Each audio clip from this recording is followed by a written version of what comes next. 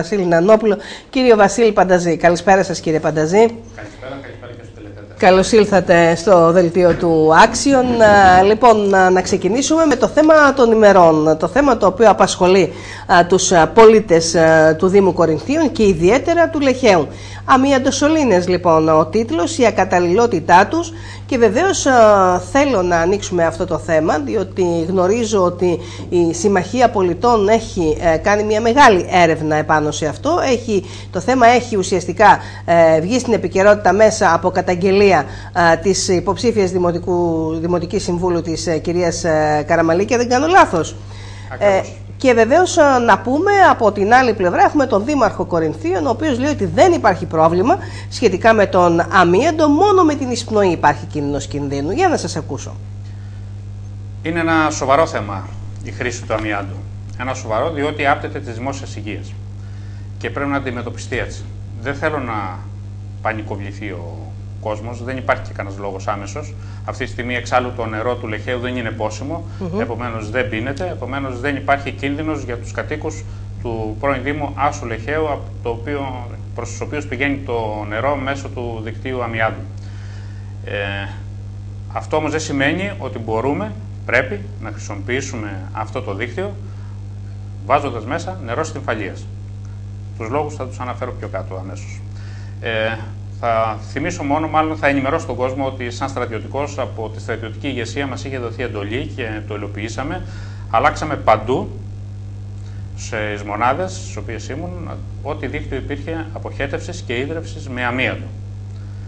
Χωρίς να είναι υποχρεωτικό από κάποιο νόμο. Όπως και τώρα αυτή τη στιγμή δεν υπάρχει υποχρέωση. Έτσι, πραγματικά. Να το βάλουμε και αυτό. Πραγματικά. Άλλωστε αυτό ισχυρίζεται και ο Δήμαρχος. Ναι, βεβαίως. Δεν θα στις δηλώσεις του. Δεν θέλω να πω ότι είναι κάτι το υποχρεωτικό, τουλάχιστον νομικά. Τώρα, ωστόσο όμως υπάρχει και ένας άλλος παράγοντας. Όσον αφορά την πολιτική βούληση και το πώς σκέφτεται ο καθένας τους κατοίκους και το πώς βλέπει το μέλλον, εκεί έχουμε μια διαφοροποίηση. Είναι εκείνο το ηθικό μέρος, αν θέλετε, Ακριβώς. το κομμάτι της υγείας, το οποίο νομίζω μπαίνει πάνω από τους νόμους και τους κανόνες ουσιαστικά. Προσέχετε όμως τώρα τι γίνεται με τη χρήση του αμιάντου. Η χρήση του αμιάντου, κατεδάφιση υλικών αμιάντου. Και θέλω περισσότερο μου δίνεται ευκαιρία να επισημάνω στους δημότες και σε όλους όσους μας βλέπουν και μας ακούν ότι θέλει ιδιαίτερη προσοχή.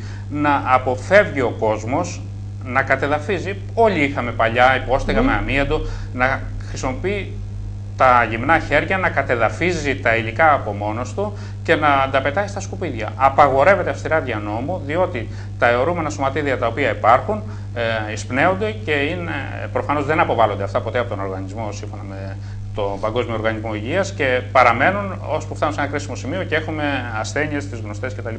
Θέλει ιδιαίτερη προσοχή. Η νομοθεσία απαιτεί εξειδικευμένα συνεργεία και ειδικούς χώρους απόρριψης, οι οποίοι μάλιστα αυτή τη στιγμή δεν υπάρχουν στην Ελλάδα, μεταφέρονται στο εξωτερικό.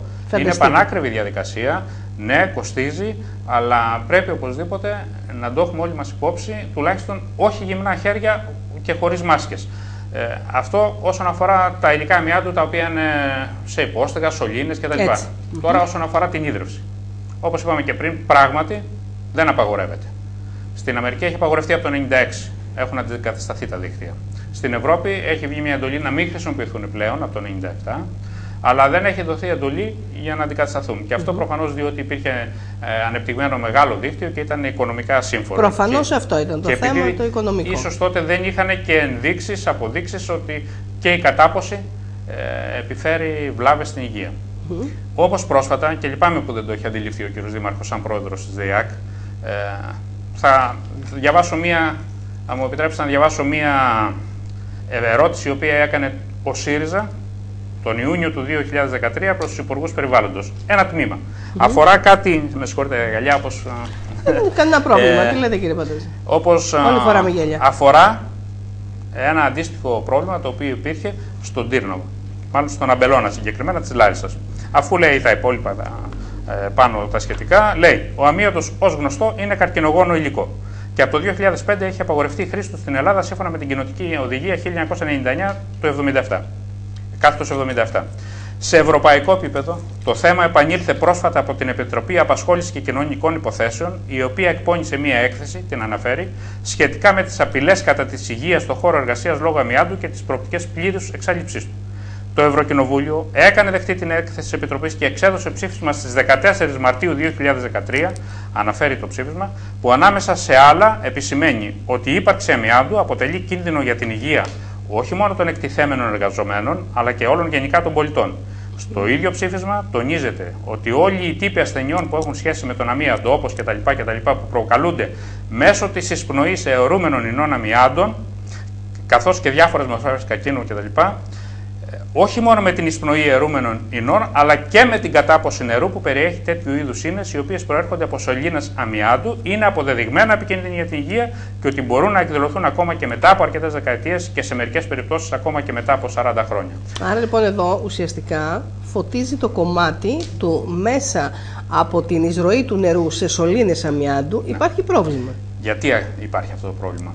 Υπάρχει αυτό το πρόβλημα εφόσον έχουμε σωλήνες οι οποίες έχουν φθαρεί. Και σε ένα δίκτυο το οποίο λειτουργεί δεκαετίες δεν μπορούμε να πούμε ότι δεν έχει φθαρεί. Και όταν μάλιστα έχουν γίνει επεμβάσεις, έχουμε κάνει εργασίες συνένωσης, σύνδεσης κτλ. Οπωσδήποτε έχουμε φθορές, αλλά οπωσδήποτε και το υλικό φτιάχτηκε με μια τεχνολογία παλαιά, η οποία δεν εγγυάται ότι δεν έχουμε τη φθορά η οποία μας λέει εδώ το κείμενο είναι επικίνδυνη για την υγεία. Δεν λέω. Επαναλαμβάνω και θέλω να είμαι προσεκτικός. Κανένας κίνδυνος αυτή τη στιγμή για τους δημότες Άσου Λεχαίου. Κανένας κίνδυνος. Ωστόσο, δεν πίνεται το νερό. Παρά το πληρώνουν και ακριβά, δεν το πίνουν. Ωστόσο όμως, τη στιγμή που υπάρχει ένα τέτοιο δίκτυο, δεν ξέρω πόσων μέτρων δίκτυο, τι έκταση είναι αυτό, μικρό ή μεγάλο, δεν έχει καμία σημασία. Περίπου στα 15 χιλιόμετρα. Ακούσαμε να λέει ο κύριος Πνευματικός ο Δήμαρχος ότι ουσιαστικά είναι κάτι το οποίο το κληρονόμησε ο νεοσύστατος καλλικρατικός Δήμος. Εδώ κληρονόμησε ο κύριος Δήμαρχος, όπως κληρονόμησε και άλλα έργα. Κληρονόμησε το νερό στην Κόρινθο από κάποιους πριν από αυτόν, κληρονόμησε τους πεζόδρομους από κάποιους πριν από αυτόν, τους εκμεταλλεύτηκε και τους έβγαλε στον προεκλογικό του αγώνα. Αυτό που κληρονόμησε δεν έκανε κάποια ενέργεια για να το επιδιορθώσει. Πιστεύετε ότι θα έπρεπε άμεσα από τη στιγμή, γιατί είναι 3,5 χρόνια διακυβέρνηση, έτσι δεν είναι? Είναι 3,5 χρόνια δημοτική αρχή. Πιστεύατε ότι θα έπρεπε ο κύριος Πνευματικός και η δημοτική αρχή, και πόσο μάλλον οι άνθρωποι οι οποίοι ξέρουν πολύ καλά τι ακριβώς συμβαίνει, και είναι και συνεργάτες βεβαίως του Δημάρχου, στο κομμάτι αυτό, στην περιοχή του Άσου Λεχαίου, θα έπρεπε να είχε αποκατασταθεί πρώτα απ' όλα? Πιστεύετε ότι έτσι έπρεπε να έχει κινηθεί? Και ήταν εύκολο, διότι σύμφωνα και με μια απάντηση που είχε δώσει ο κύριος Δήμας σαν Επίτροπος Περιβάλλοντος σε αντίστοιχο θέμα, υπήρχε επιδότηση στο πρόγραμμα ΕΣΠΑ 2002-2013 για την κατάσταση τέτοιων δικτύων. Καμία ενέργεια. Τι συνέβη στην προκειμένη περίπτωση, πιστεύετε? Πιστεύω ότι δεν το αντιλήφθηκαν. Δεν το αντιλήφθηκαν ή υπήρχε αδιαφορία? Και αυτό σημαίνει αδιαφορία, εν πάση περιπτώσει, ότι δεν αντιλήφθηκαν κάποιο σοβαρό θέμα. Άρα πιστεύετε ότι εσείς ως δημοτική αρχή κληρονομούσατε ένα τέτοιο θέμα, η επέμβαση θα ήταν άμεση? Εγώ σαν άτομο, σαν Πανταζής Βασίλης, δεν θα επέτρεπα να περνάει νερό από τέτοιο δίκτυο. Οι πρώτες μου ενέργειες οι οποίες θα ήταν η αντικατάσταση και μάλιστα, για να είμαι και σαφής, νέα χάραξη του δικτύου, να μην έρθει καθόλου σε επαφή με το παλιό. Το θέμα τώρα από εδώ και πέρα τι μέλη γενέστε, τι πιστεύετε ότι πρέπει να γίνει? Πρέπει να βρεθούν τα κονδύλια και μπορούν και να γίνει άμεσα, και εσύ είμαστε σε προεκλογική περίοδο. Προτού πέσει μέσα νερό το οποίο είναι πόσιμο. Έτσι.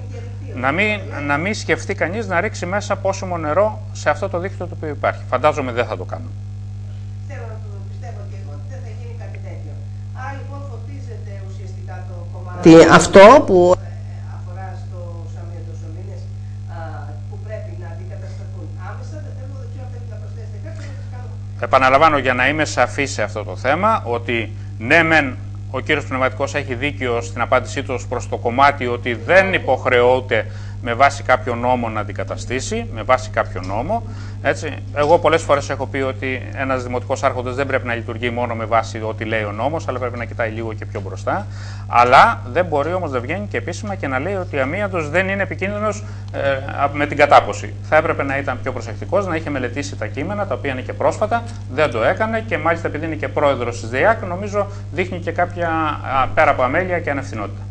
Το κλίμα το οποίο έχει διαμορφωθεί, παρότι ουσιαστικά δεν έχουμε μπει επίσημα στην προεκλογική περίοδο, κύριε Πανταζή, ωστόσο όμως είσαστε όλοι συνδυασμοί στη διαδικασία και της κατάρτισης του προγράμματος και στη διαδικασία των ανθρώπων που θα συμμετέχουν στο ψηφοδέλτιο.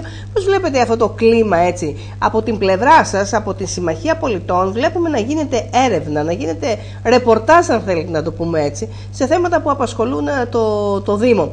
Αυτό το οποίο εισπράττουν οι πολίτες ποιο είναι? Τι νομίζετε ότι εισπράττουν οι πολίτες μέσα από αυτή τη διαδικασία που έχετε ξεκινήσει? Η διαδικασία συγκρότησης του ψηφοδελτίου, η οποία έχει ολοκληρωθεί σχεδόν από τη δικιά μας πλευρά, όντως έχει δημιουργήσει και κάποιες συνθήκες μιας έρευνας, διότι δεν μπορεί να έχει υποψήφιο κάποιον ο οποίος δεν γνωρίζει τα προβλήματα του χωριού και επιδιώκουμε και μπαίνουμε σε τέτοιες διαδικασίες να επιλέξουμε από όλους όσους θέλουν να είναι υποψήφοι ποιοι γνωρίζουν τα προβλήματα και ποιοι είναι διατεθειμένοι να παλέψουν για αυτό. Βλέπουμε ότι ο κόσμος πλέον, και αυτό μου κάνει μεγάλη ευχαρίστηση, οι νέοι άνθρωποι παρακολουθούν με ιδιαίτερη προσοχή όσα ακούνε. Μπορεί να μην ακούγονται αυτή τη στιγμή οι φωνές τους, αλλά είμαι σίγουρος, το βλέπω, ότι μελετούν, κοιτούν και βλέπουν τα τοπικά κανάλια πολύ περισσότερο από όσο πιστεύουμε, τα δικά σας κανάλια, και είναι ενήμεροι για όλα και έχουν θέσεις και θα τις δούμε στις προσεχείς εκλογές. Γιατί έχουν καταλάβει οι άνθρωποι ότι όλη αυτή η διαδικασία αφορά το δικό τους μέλλον, δεν αφορά το μέλλον του Πανταζή. Πώς βλέπετε να εξελίσσεται ο προεκλογικός αγώνας μεταξύ όλων εσάς των υποψηφίων? Μέχρι τώρα δεν έχουμε κάποιες ιδιαίτερες. Θα κορυφωθεί, πιστεύετε, η ένταση? Ναι, πιστεύω. Είναι και τακτική τουλάχιστον του κυρίου Δημάρχου να προσπαθεί να εντείνει λίγο τις διαμάχες. Εμείς καταλαβαίνετε ότι είμαστε άνθρωποι που δεν έχουμε σκοπό να τον ακολουθήσουμε σε τέτοιες διαδικασίες. Εμείς θα πούμε το πρόγραμμά μας, θα ενημερώσουμε τον κόσμο, θα δει τι λέμε, τι προτείνουμε και πάνω σε αυτό το πρόγραμμα θα ζητήσουμε να μας ψηφίσει. Θα καταγγείλουμε αυτά τα οποία γίνονται. Ξέρω ότι είναι εύκολο η καταγγελία, είναι εύκολη η δουλειά μας να καταγγείλουμε, αλλά δεν θα ζητήσουμε να μας ψηφίσουν μόνο για τα στραβά, τα οποία και είναι και πολλά που κάνει ο κ. Πνευματικός, αλλά για αυτά τα οποία θα έχουμε στο πρόγραμμά μας και τα οποία θα κάνουμε γνωστά εντός των ημερών. Ένα θέμα το οποίο έπαιξε επίσης και παίζει εδώ και πολύ καιρό, από τότε ουσιαστικά που έπεσε η αυλαία της Πανελλήνιας Έκθεσης, είναι τα κρουαζιερόπλια. Πολύ μελάνη έχει γραφτεί, ανακοινώσεις επί ανακοινώσεων. Όντως υπάρχει αυτή η αναμονή, δύο πλευρές. Έτσι, τι ακριβώς βλέπετε, πώς το βλέπετε εσείς όλο αυτό το θέμα? Βιάστηκε ο κύριος Νανόπουλος ουσιαστικά να προαναγγείλει την έλευσή τους. Από την άλλη πλευρά ο κύριος Πνευματικός ήθελε ουσιαστικά να είναι αυτός ο οποίος θα κάνει μια τέτοια κίνηση. Έχει μπει πολύ έντονα μέσα στο προεκλογικό παιχνίδι και βεβαίως δεν μπαίνει στη διαδικασία το κοινό καλό στο τραπέζι, δηλαδή αυτό το οποίο είναι το πιο σημαντικό που προκύπτει. Οι επισκέπτες και σαφώς το χρήμα στην αγορά και στο Δήμο. Η έλευση των κρουαζιεροπλοίων είναι το μοναδικό σίγουρο από ό,τι γνωρίζω, έσοδο το οποίο θα υπάρχει στο Δήμο Κορινθίων μέσα σε αυτή την κρίση την οποία ζούμε. Κανείς δεν μπορεί να παίζει με αυτό σε βάρος των ανθρώπων οι οποίοι προσβλέπουν σε αυτά τα χρήματα τα οποία θα έρθουν. Σίγουρα το να πούμε ότι βιάστηκε ο κ. Νανόπουλος δεν μπορούμε να πούμε ότι βιάστηκε. Από το Σεπτέμβρη το έχει προαναγγείλει. Εννοώ σε ό,τι αφορά να δώσει την καταληκτική ημερομηνία έλευσης των κρουαζιερόπλων. Γιατί του το καταμαρτυρούν. Φαντάζομαι ότι για να την είπε είχε τις διαβεβαιώσεις και ξέρω ότι ήταν να έρθουν τα κρουαζιερόπλια. Ξέρω ότι αυτή τη στιγμή η Δημοτική Αρχή δεν το βλέπει και τόσο θετικά, κακώς, για πολιτικούς λόγους, διότι ξέρει ότι με το που θα μπει το πρώτο κρουαζιερόπλιο στο λιμάνι, αυτομάτως θα πρέπει να μην κατέβει στις εκλογές. Αυτό πιστεύω, αυτή είναι η προσωπική μου άποψη. Ωστόσο, και κάνει κάποιες προσπάθειες να πετάξει την μπάλα στην κερκίδα. Πολλοί λέγουν ότι ο κύριος Νανόπουλος επικαλείται τα κρουαζιερόπλια και ο Αλέξανδρος Πνευματικός τη διαδικτύωση και το νερό σε όλη την περιφέρεια του καλλικρατικού Δήμου.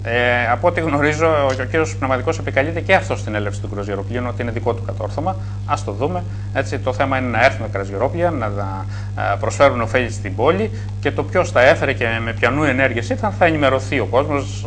Είναι προφανής οι διαδικασίες, υπάρχουν έγγραφα τα οποία δηλώνουν πραγματικά τι γίνεται. Όσον αφορά τη διαδικτύωση, το είπα και πρόσφατα, είναι ένα σοβαρό έργο. Οπωσδήποτε όλοι πρέπει να το βοηθήσουμε. Βιαστικά έγινε, γιατί έγινε πάντα στο τέλος της τετραετίας, όπως συνηθίζει και κάνει ο κ. Πνευματικός. Μόνο αυτό μας έχει συνηθίσει να κάνει, όλα τα έργα προς το τέλος.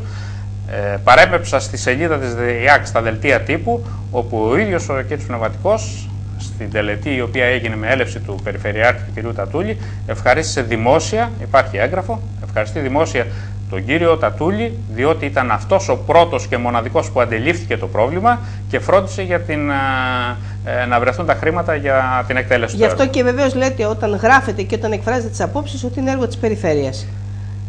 Κατά το μεγαλύτερο μέρος, διότι το μεγαλύτερο κομμάτι του έργου αυτού είναι το να βρεθούν τα χρήματα. Από εκεί πέρα, σαν μελέτη, ένας απλός μηχανικός μπορεί να το κάνει, δεν είναι τίποτα ιδιαίτερο. Έτσι, και εδώ πρέπει να πούμε ότι κανείς δεν αναφέρεται στους μηχανικούς του Δήμου, οι οποίοι κάνουν μια πολύ σημαντική δουλειά και βρίσκονται συνέχεια στο περιθώριο. Δεν αναγνωρίζεται και όλα τα βρίσκουμε ότι είναι έργα του κυρίου Πνευματικού, σαν να έχει κάποιο μαγικό ραβδί που στην πραγματικότητα δεν ισχύει. Το γεγονός ότι πολλά έργα έχουν οριμάσει και αυτή τη στιγμή εκτελούνται στο Δήμο Κορινθίων, τι σας λέει? Εγώ, όσον αφορά την ορίμαση, ξέρω ότι οριμάζουν τα φρούτα. Τα έργα σχεδιάζονται, μελετώνται, βρίσκονται τα χρήματα και ελοποιούνται. Αυτό όσον αφορά την ορίμαση είναι αστείο και τους καλώ να μην συνεχίζουν να το λένε δημοσίως. Θέλω να σας ευχαριστήσω για την παρουσία σας στο κεντρικό δελτίο του Άξιον, κύριε Παντέζε. Και εγώ ευχαριστώ που ήμουν μαζί σας. Συνεχίζουμε. Ξεκινά το Πασχαλινό.